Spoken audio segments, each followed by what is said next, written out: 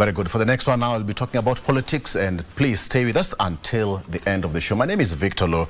It's now 9 minutes past 7 a.m. and my guest already in studio. I have got Peter Wasaga, who is an advocate of the High Court, also quite biased in as far as politics is concerned. He's also a political analyst.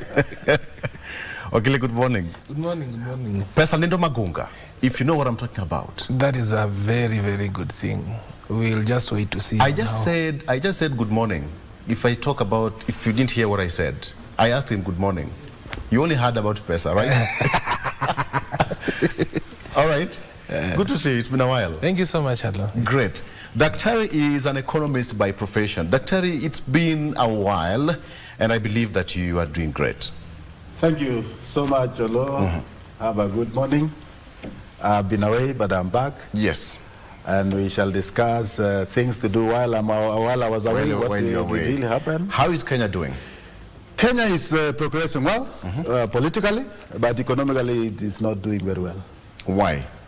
Things, you know, Kenyans love politics more than developing their own economy. That is why we spend most of our time talking politics 24/7. I can see the great women and the great men who have actually made their counties proud. And those are the areas we would wish to discuss and credit them where it is due. And maybe demonize those who have not performed to the level that these gentlemen and gentleladies have actually done. We thank God for this morning. Good morning, Kenya. Karibu sana. All right. Wakili, what stands out for you right now, and how, in your own assessment, how is Kenya doing, politically speaking, socially, economically, and everything else? But one thing that is close to your heart, the rule of law. Thank you so much. I think today, Kenya Kwanza marks his second year in office. Yes. It's been 2 years of very many things in one country. We've had very many unfulfilled promises. When Kenya Kwanza government took over power, there's a lot of hope, and many Kenyans saw it as an opportunity or as an avenue where extrajudicial killings will be a thing of the past. Many Kenyans saw an opportunity where there would be respect to the rule of law and the respect of the separation of power. Many people saw, many people expected, including myself, we expected that the economy will be jump-started in the first 100 days. And we have been disappointed in so many aspects. We have had a change of guard without a change of behavior. So many people fight to get into power, not to advance policies that can build Kenya, but to get a seat at the throne of corruption. That is why we have the Adanis taking over everything, starting from the airport. You are leasing an important asset like that with very minimal public participation, with very minimal disclosures. We have also seen this new health module, also it's being advanced at the other side. The other time we saw, the other day we also heard of the Ketraco. We've also seen the abuse and abduction of peaceful protesters and leading to the contempt of court proceedings against the acting IG. And you can imagine the acting IG retaliated in a very in a very astonishing and surprising manner, because you do not expect to make a decision of that magnitude of withdrawing security of a sitting judge based on a decision they've made. It goes to the root of political interference, a lack of separation of power, and also intimidation of the judges to rule in your favor. So it's, for me, it's a very sad morning that most of the promises that had been made to Kenyans have all gone under the waters, and we are left gazing and counting on when 2027 will come so that we can make new alliances, get into power, make new promises, and even now advance an ethnical card to get our seat at the throne of corruption. It's very sad. Very sad. It's whatever you said is quite synonymous with our country. Because every electoral cycle will have to get more alliances being formed, you know, many people coming together, past enemies becoming friends all of a sudden, and then now the cycle will repeat itself. Daktari, he's spoken so many things in under 1 minute. I think I was counting. You've done 59 seconds, Peter. But you're making sense. He's just made a rundown of what's been happening in the country. One of them is the Adani deal, which is actually out there in the public domain, with 634 billion shillings now being fronted to Adani to construct power lines, which is also signaling high cost of electricity. I think, although before we set ourselves to quickly condemn the happenings of our economy, I think also we need to understand that the level under which this government took over is very key. You know, when this government took over, they talked of empty covers, or meeting the empty covers. That the government, I mean, the economy of this country was it's slow as the ebb. And then by trying to create the foundation of our economy, I think that has taken a toll of their time. That is where you hear a lot about His Excellency the President moving from one country to another country, soliciting for funds to develop this country. And then, although there are two things that we must also... Soliciting for funds, that would mean more borrowing.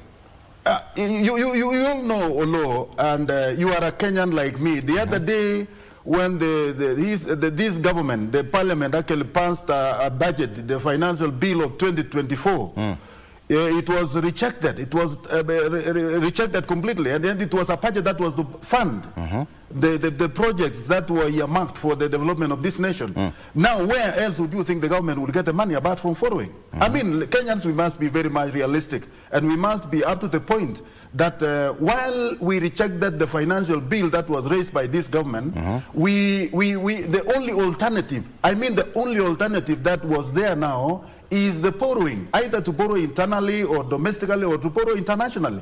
And that is basically where this government is.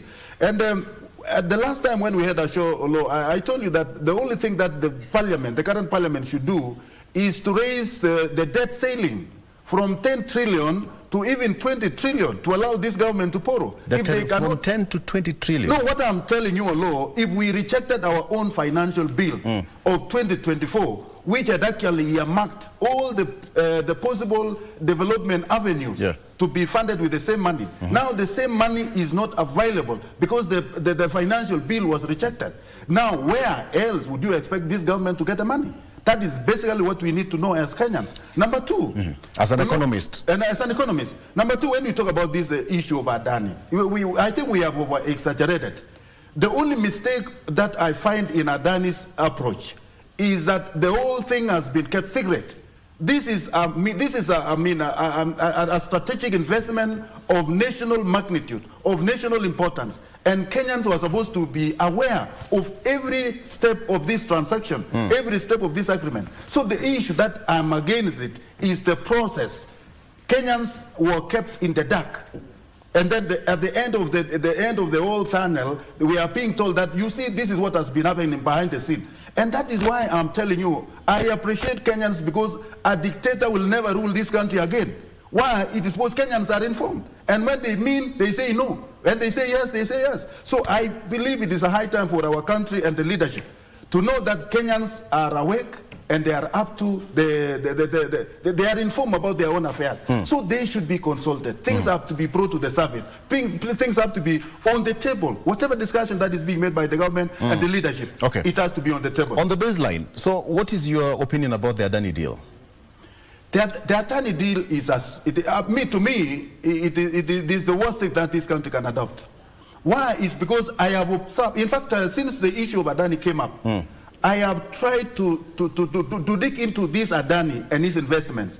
Elsewhere, America, elsewhere, India, I mean, wherever they have been, people are protesting against the adopted kind of investments that he has made in those countries. That means that the guy is well endowed with under deals, which of course in this case it is very dangerous for a country like Kenya. So me, I don't support the issue of Adani. And Kenyans and the leadership should come up openly as to how did they come up with this issue. Yeah. What is the strategic future of this investment? And when you talk about 30 years, and then again, there are also conditions that these people came up with, that you don't have to do this, you don't have to develop this, you don't have... Why all these conditions when we are giving out an investment? I oversaw Nani Magufuli once actually remark on the same thing, that these people, while they are actually willing and to help us as a country, they are giving us conditions that we cannot do. As a sovereign country, we cannot go to that level. We cannot stoop to that level just because we need money. Afadhali hata to go na makeshift here to come international airport, Jomo Kenyatta International Airport, when we are proud as a country. So what am I trying to say, Olo? This thing must be open, and Kenyans must discuss, Kenyans must agree, so that we can adapt together something that will take us forward as Kenyans. If you are not included in the decision-making law, whatever project that is being done is for the person who initiated. So Kenyans must participate in the decision-making, even in the information that these people would be trying to take. Right. But where 2 individuals or 3 people make a decision on behalf of Kenyans, that is a sin. That is a sin.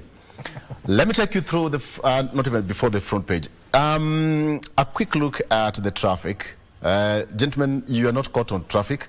And let me take to a very quick one. Ngong Road, let me start to Ngong Road. Ngong Road from here, Ngong Road looks pretty fine. The only problem I have is around, that is around Junction Mall. Yes, that's around Junction Mall. As you come from the meteorological department, actually that place is a mess as we speak. It comes all the way from meteorological department, and then it joins Kingara Road. Kingara Road is that road that joins you either from Ngong Road as you head towards Riara Road, and then takes you to Gitanga. That is where the problem is. It's packed as we speak. The entire stretch of Gitanga Road now coming towards Valeked is moving pretty fine.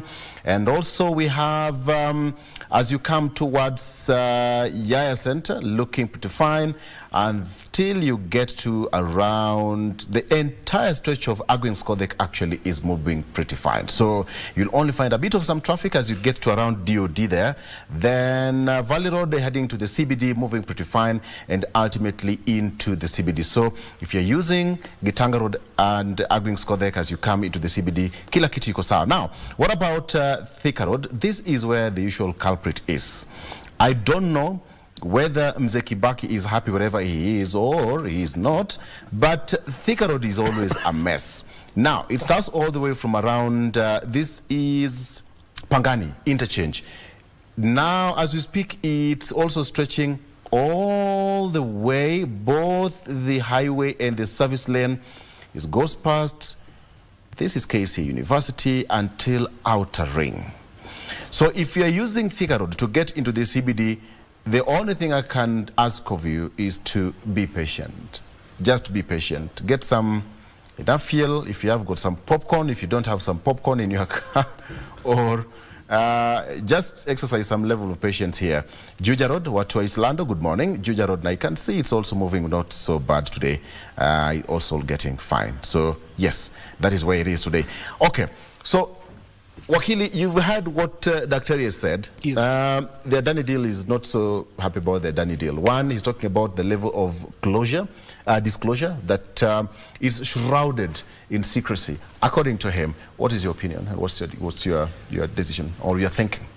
From the onset, I have said, and I will always repeat, that the Adani deal is just one of the unfortunate things that have happened to this country, or that are likely to happen to this country, thanks to the rule of law and the court and the new constitution that allows the citizens to petition the court on such illegalities, on such deals which are meant to benefit a few individuals. Let me tell you how things happen in politics. Promises are made during campaigns, and people invest differently in political campaigns. And when these individuals invest, they are rewarded. And they could be rewarded in terms of tenders, they could be rewarded in terms of positions, they could also be rewarded just in terms of being given very influential deals like the one you see. I'm not insinuating that Adani could have had a hand in the previous election, in the just recently concluded elections, but it really points to that direction. Because you'll imagine the kind of disclosure, the kind of secrecy that was involved in the whole deal. Remember, the whole thing started way back in 2014. There was a halt, there was a disagreement on how the whole thing was being conducted, and it stopped, it stalled. But immediately the Kenya Kwanza came into government. It is a process that was rushed, which again is very suspicious. After being rushed, the other day it was only what was in the public domain was only the takeover of the JKIA. But right now you realize that this Adani company is dealing with very strategic projects in this country, including the power lines that are taking billions of Kenyan money. 634 billion. 634 billion. That is away from the JKIA. And we also understand that there is they have a very upper hand with regards to the new health module. It only tells you that our country and our leaders and whoever participated in this deal, which I know they are in power and they are in government and they are very influential, and there have been confessions here and there. The only logical conclusion is that our leaders, they only think of today. They do not imagine, or they do not think, or it has not dawned to them that they are just holding this country as caretakers to their grandchildren, to their children, and even to their great-grandchildren. You getting into a deal that will put your children into slavery for 30 years, paying punitive taxes. And then when you get into power next time, you again blame the previous government for leaving empty coffers. And the cycle continues. So we, instead of correcting the mishaps of the previous regimes and making things right, we keep digging the hole so that when we get into a new regime, we can get away, we can get a safe landing point that the previous regime left a very empty coffers. So I want us to look at this thing as Kenyans, and I'm very excited at what is happening. That Kenyans have got that gut, they have got that power to stand up and not only study and understand any deal that is forced through them, but they can also stand against it. Okay. Just one last thing that I want to mention, that this deal has to be stopped by all means. We will fight it in court, and we will ensure that it does not see the light of the day, beginning from the process through which the tender was issued, to the public participation, and to the ramifications that is likely to incur on Kenyans. And that is something that we should do it from within us, the Law Society of Kenya, the activists, the political class, and even everyone who cares for this country. It's on the front page of the Standard, the Daily Nation here. Wakil, let me just pick your line on that. The 634 billion shillings Adani Power Lines deal signals costly electricity.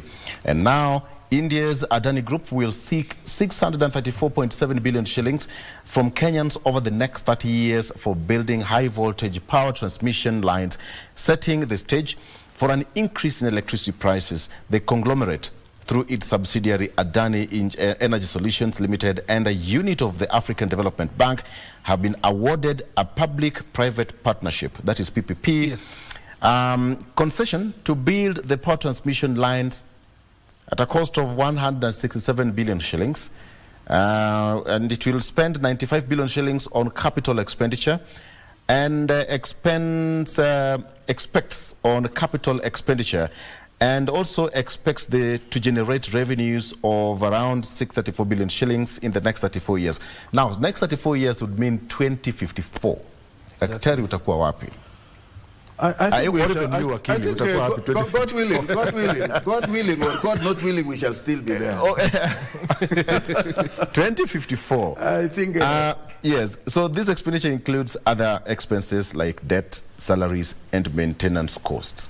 It has been put under a lot of public scrutiny with the Senate, members of Parliament also raising a lot of concern under, with the whole situation under which the whole of this deal was given to Adani. On the front page of the Daily Nation, very quickly before we take a break, now, a rogue police boss. That is what I have here on the front page of the Daily Nation, rogue police boss. Police chief has been ignoring court summons over 3 missing men. And what we saw yesterday was the Chief Justice, accompanied by our judicial officers also there, had a press conference, and they said that is a direct assault to the judicial independence and affront to the rule of law and a violation of the principles enshrined in the Constitution. So, the boss, that is Chief Justice Martha Koome, yesterday said that they're not going to expect that to happen. Now, perhaps somebody can say this is another face of impunity. Daktari, I don't know how you can put it, but Inspector General of Police Gilbert Masingeli has come under attack for his brazen tit-for-tat response, in which the top policeman withdrew the security of a judge who jailed him for contempt of court. That is Mugambi, Justice Mugambi. And so now they are raising an alarm with that. Allow me to take a break. And when we come back, I'll give you a minute so that we can get into the front page of this newspaper. Stay with us.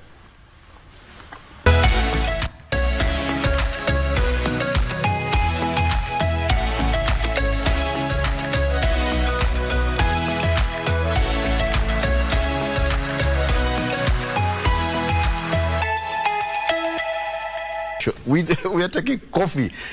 Doctor, that is coffee, right? It's not coffee. Kenyan coffee. You as a listener, can you get the smell back at home? No. The aroma of coffee. The aroma. It's nice. Welcome to the program. All right. So, Doctor, I gave you the front page of the Daily Nation. Rogue police boss. This is what is here. It's already in the public domain. What do you make of the front page of the Daily Nation? Quickly, kindly. Let me tell you, Lo, we have the 3 arms of government. We have the legislature, we have the judiciary, and we have the executive. And these independent, the so-called semi-autonomous organs are supposed to respect one another for any government to succeed. The judiciary has to play its role. The legislature has to play its role. All these things have to play.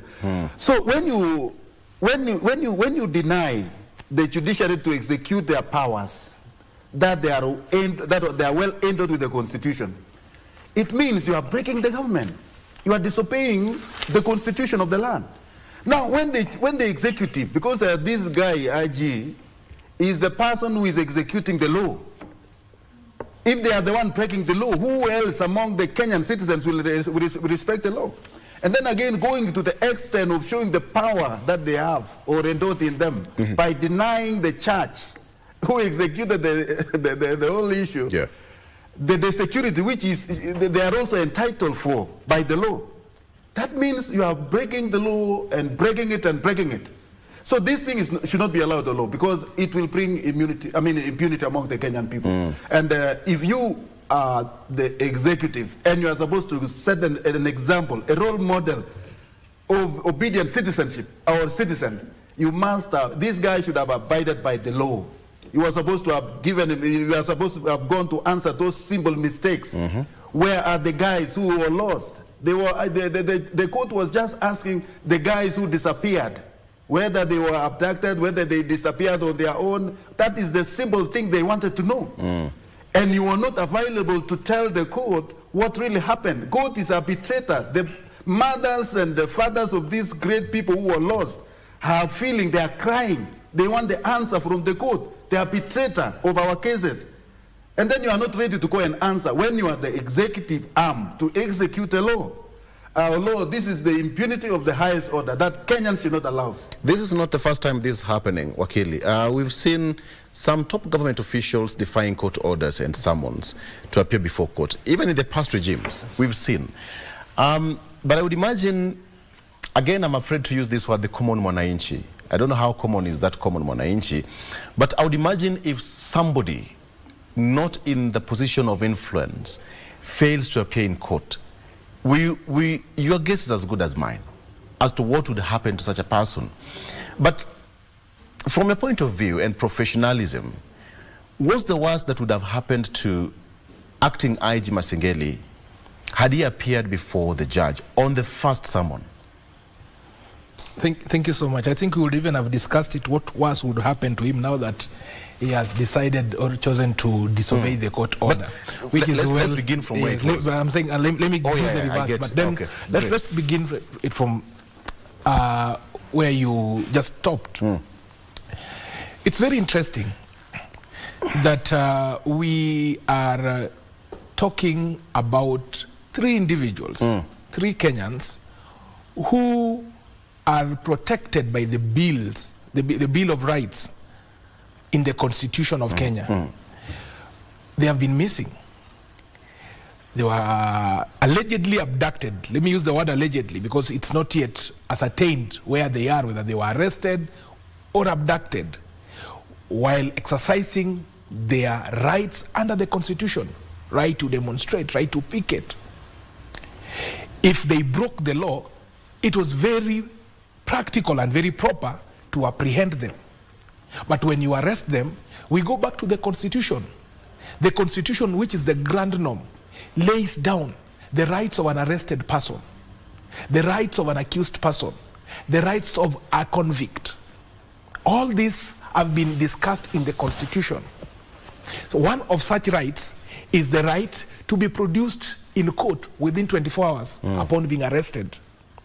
And who has the duty to arrest? And who has the duty to produce you in court? It is the police. And who is the head of the police right now? Under the National Police Service Act, it is the IG.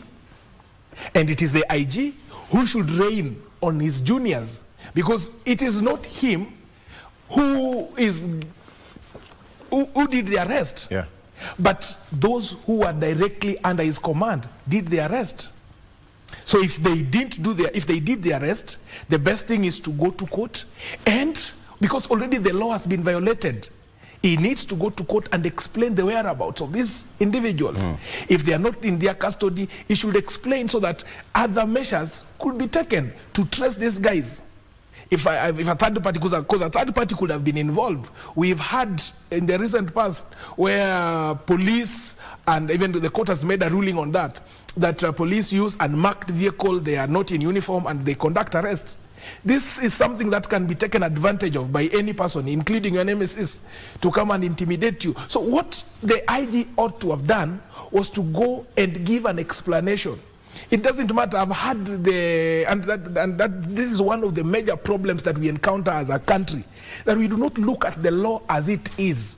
We look at the law in terms of our person.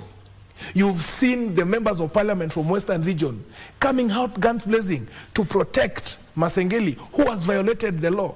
And their reasoning is that the disappearances took place before Masengeli took over. But that is neither here nor there. Why? Because he is currently in charge. If that argument would hold water, then it would mean that even for the Adani deal, the Senate ought to have summoned then Kipchumba Murkomen and not the current CS. So that argument does not hold water. So we are trading at a very wrong trajectory. The other thing that we also need now to look at, he has failed. And what happened when these guys were not produced in court, which is contrary to the law, an application for habeas corpus, which is provided for in law, was actually filed in court to have these guys produced to take plea if there is any charges that are to be preferred against them. They have not been produced to date. Many days have passed. And then you call the IG, he fails. And when he fails to come consecutively, a decision is made, and he is imprisoned for 6 months for contempt of court, which is actually provided for under the Contempt of Court Act. The court orders are not papers, they are not opinions. The case law provides that they should be obeyed. And then he refuses. Then instead of making it right, because the judge even suspended the sentence for 7 days, meaning that the judge was actually coming in good faith understanding and appreciating his level of engagement and the position he holds. But instead, he retaliated by withdrawing his security, and even previously, before the decision was made, he had attempted to call, the in charge of, the police in charge of the prison had actually attempted to call the security and also the driver. In charge of VIP protection. So, although it's very simple, that there is a constitution in Kenya without constitutionalism. And the law is being broken with impunity. And there is a precedence. Matiang'i did that when the court ordered that Miguna, and of course Koome, Mutiambai, when the court ordered that Miguna be produced in court, they refused. What did they do? They actually had him deported. They had him taken away from this country for a very long time until that regime handed over power in 2022. And this is something that keeps on repeating itself. It keeps on. Why? Because we, the people who ought to actually implement these laws, the people who should actually ensure that the orders actually are adhered to, are the ones who are at the seat of impunity. And that is very unfortunate. You are a defender of justice. You are a defender of justice. Yes. All right. That is also on the front page of the Standard newspaper, Defense of Justice. That is exactly what's on the front page of the Standard newspaper, Defense of Justice. Yes. CJ, Martha Koome yesterday, flanked by other judicial officers. The Chief Justice yesterday came out guns blazing, saying that police were out to intimidate judges after the courts found their boss guilty of contempt and sentenced him. While being just for the police is what is required of them, the CJ said they are turning rogue. That is what the CJ said. And now we want to see how this will pan out. Blame fake news, Ruto says, of protests again. Mbadi pushed on court on cut county funds. Mbadi pushed on cut county funds. That is Treasury. CS was at pains to explain to senators why he had reduced the budget for devolved units by 20 billion shillings. The senators said that the units are starved of cash and the cut will worsen matters. All right, no room for errors for Varsity New Fees team. This is a new team to review the university funding model, has weeks to right the wrongs in sector that is at crossroads again. So finally, on international front, violence hangs over Trump-Harris election. That is what you have here. Okay, so again, that is the Defense of Justice. We've just talked about it. And finally, on the front page of the Star newspaper, how 14 governors grew on revenue. Some good news. How 14 governors grew home revenue. Governor Sakaja has grown Nairobi's revenue from 9.23 billion shillings to 12.54 billion shillings. Such a great improvement there. And now, is now a case of tax cheats who are now being put on the spot. That leading the pack is Homa Bay's Gladys Wanga with 716.03% increase. I'm happy to be associated. I think, I'm happy to be associated. No, it's here on the front page. I was trying to get in touch with my county government. Right. That is Kericho County. Tracing what Dr. Mutai, the governor, what he has done in that county to improve the revenue level. And unfortunately, I don't know which number he is. I think this is something that we have to discuss at a later date. But I must congratulate the two great ladies.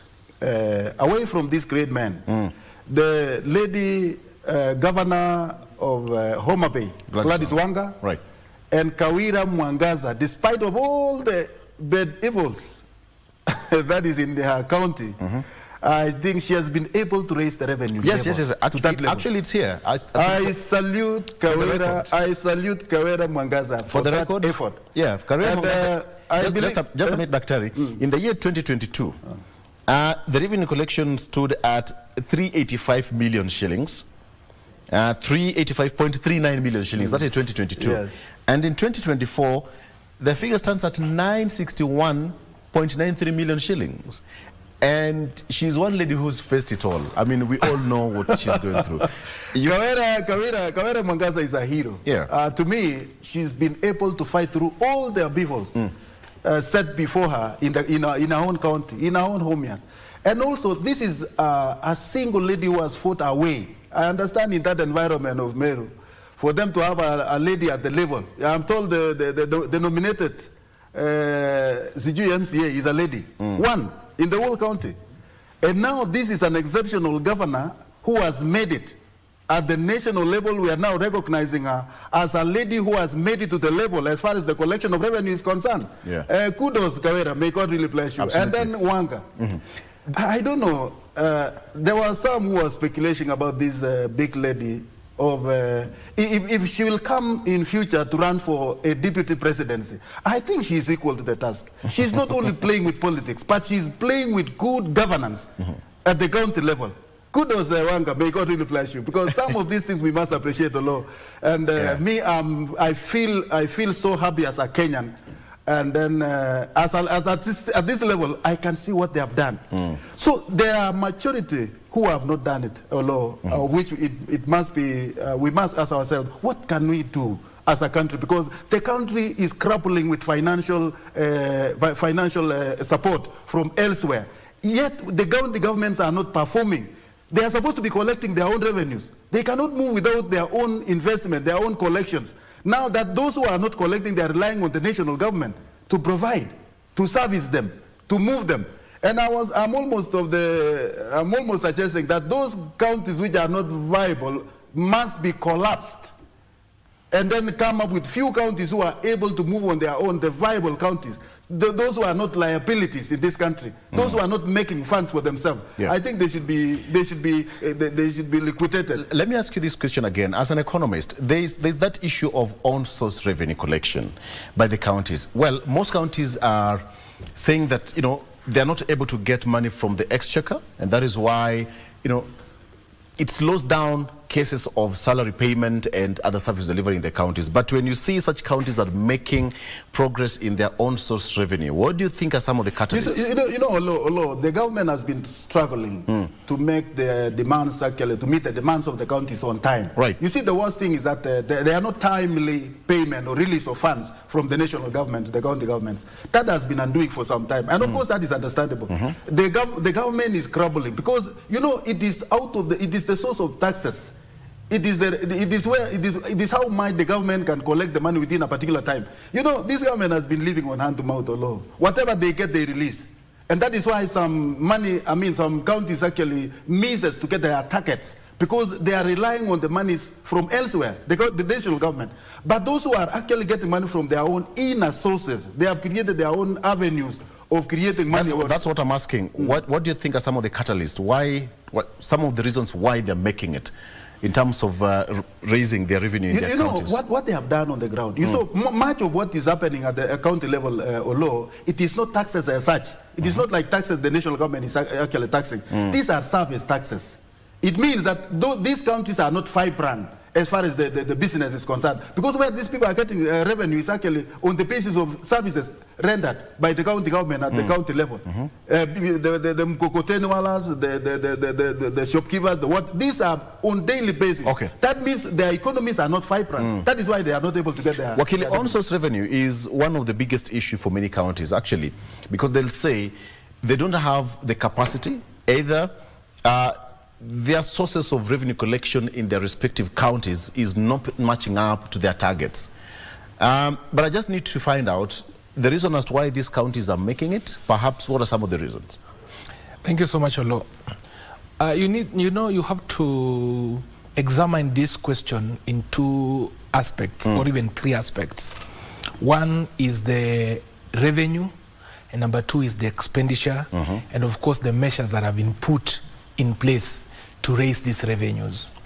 One way of raising revenue, of course, is by way of taxes, which the law provides. The County Government Act and all those laws provides on which sources a county can use to raise revenues, including land rates within the counties, etc. But then you have to ask yourself, that after collecting all this money, is the expenditure proportionate to what is collected? Because you could be collecting and then it's just misappropriated, or what we see in many instances, we see a budgeted corruption. So the collection is top-notch, but the expenditure is wanting. The other thing that we also need to look at is that these counties that are lagging behind, it's not that they do not raise the revenue. They raise a lot of revenue. The only thing is that this revenue has a way of getting through intermediaries so that it does not get to the county's coffers. One explanation about that, you see, when Wanga came, there was a bit of integration of the revenue collection, and so you cover all the loopholes upon which you get individuals taking money and it's not submitted. The other thing that you also must ask yourself, or we must appreciate, is the number of investors in counties. Homa Bay apparently is gaining momentum in terms of very serious investors. And when these investments come, there is economic open up in a county. There is the economic flow. Of course, the county can also raise revenue from, for example, when you look at Homa Bay County, I think one of the leading sources of revenue is a fish farm that is located at where I come from, Sindo, yes. Victory Farm. Actually, it's one of the biggest sources. And of course, there are others. So if we can create an enabling environment for investors to come and invest, if we can also tap on the natural resources we have as a county, then it's very practical to make such huge strides. But when we make such huge strides, the electorates and the citizens, both at the national government and at the county, must also be very vigilant so that we do not collect it for our personal gain, but for the gains of the county in general. Yeah. Yes. All right. I think, Olo, there is something I wanted to mention, Olo. I was comparing the Kericho County and Homa Bay County. You know, Kericho is well endowed with resources all around. The rich hinterland. You talk about tea estates, you talk about big business that are actually happening there. I think the biggest undoing in Kericho is not about the vibrant economy. No, it is about the collection of taxes and the mode of collection of taxes. Because you find that this county has not digitized their collection. Number two, it is alleged that there are a lot of parallel receipts. The receipts that end up at the county revenue office and the receipts that end up in the individual coffers. So, I mean, if it was collecting an upper hand, if they were collecting a sizable amount of revenue in the past, what has happened all of a sudden that the change has happened? And especially in this regime, the regime that we are in now. So, there is a lot of financial abuse in Kericho County. And it is so unfortunate because when I compare Homa Bay County and the kind of economy that is in Homa Bay as compared with the economy that is in Kericho, you can see a whole world of difference. So I think there has been an orchestrated plan within the leadership of this country to swindle money elsewhere and not necessarily the collective revenue for the purpose of the use of the people. That is a grave allegation. It is a grave allegation, and I'm personally raising. And perhaps it is coming from Dr. Rutik, not you. I agree. I agree, but it's a grave allegation. And it is not a KBC. The question is, I get the disclaimer, but the question is, you know, can you authenticate your allegation? I can. You get the receipts. Although let me just tell you, I'm a Kenyan who is civilized and educated, and what I'm telling you is something I've done enough investigation. So what is happening? Not only I'm also replicating this thing. Not only Kericho County, even other counties that are not, they don't seem to be collecting anything. There must be a lot of loopholes where the funds are going. And because even at the county level, the people are not feeling the value of the payment of this revenue. I think we just have to leave it at that. Perhaps I wish we had an officer from Kericho. You call next time you arrange and bring them and call me on board. Very good. Kericho County, sending my invitation. Marie, if you're watching this. I salute you, preferably the governor. Yes, Marie. Marie, I'm sending my invitation for us to authenticate. Amen. All right, but then let's just come to this, because when you look at Wakili, Yes. the CS is now cutting down the revenue Yes. by 20 billion shillings. And senators are saying that, you know what, if you do this, then one, paying of salaries and all the other services will be curtailed. Allow me to ask you this question. Now that we are in this financial year and it's moving and a lot of things are not moving properly, I would imagine how these other counties will be struggling to meet their target. But one thing that most of the counties have done is they have gone digital in their own source revenue collection. Yes. But corruption is still one of the biggest issues that we are dealing with. Exactly. Yeah. Exactly. You see, the problem we have as a country, and I've said it more than once, over and over again, is a blatant violation of the Constitution on Article 10, National Values and Governance. Yes. Principles and governance, which requires one, democracy, it requires public participation, it requires openness and transparency. Most of our counties are not very transparent with what is raised.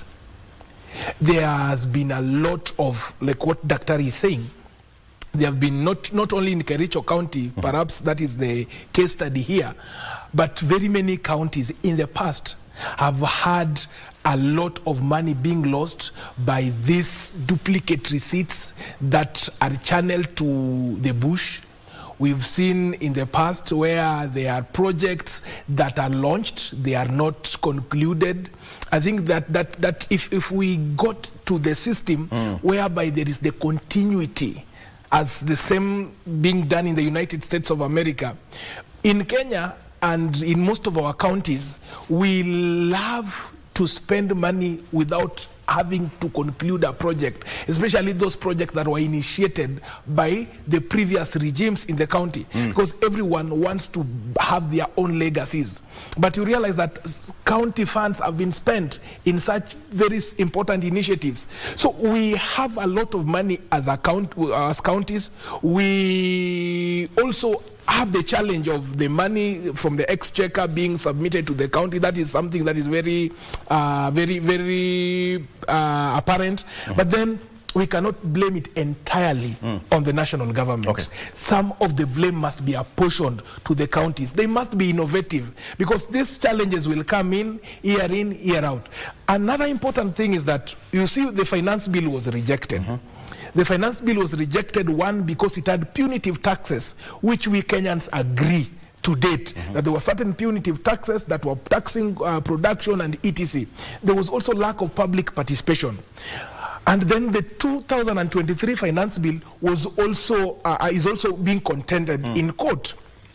But that does not stop the cabinet secretary that does not stop the parliament from introducing those taxes or those amendments in the individual laws that could be friendly and that could not injure the mwananchi, and with the right channels and following the right procedures of public participation to solve this problem. Because if we just cry and blame it on the finance bill, as I've seen so many people do, then that will just be another excuse. I'm told you're running out of time, but I need to put it this way. Congratulations to all the counties that have raised their revenue, which is very good.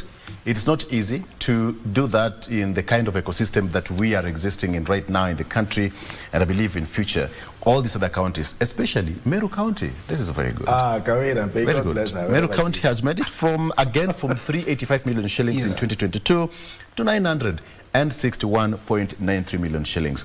And of course, we have got two ladies there. Homa Bay Gladys Wanga leading from 146 and to 1.20 billion shillings.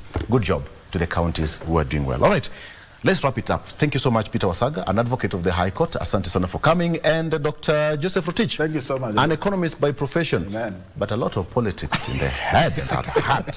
I'm surprised. God bless you. We are taking a break, and when we come back, we now will be crossing over to Radio Taifa. Rashid Mkondo will be hosting Eugene Omalo, who is the party leader of DAP Kenya. They'll be talking about siasa za upinzani. JMK takes a break, but before then, let's focus over the day. Good morning.